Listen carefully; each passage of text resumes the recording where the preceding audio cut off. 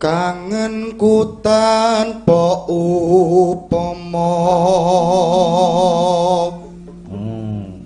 anu mung sliramu kang dadi telenging ati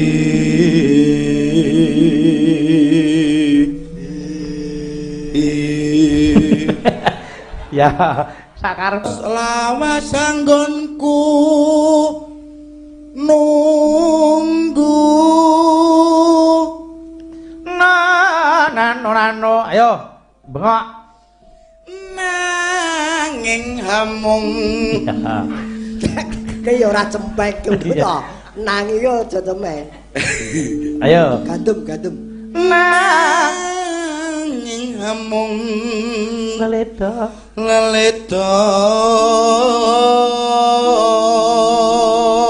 ngeling ana rikala dina pungkur ora ngira lho wong tuane dodol maesan wah anake wah luar biasa ning tenan kok pancen juragan kijing kok ibune kijing lho tapi wajan bagusi yen ngene iki ayo nano sliramu nate ngendika iya nano segagah tresna lahir trusing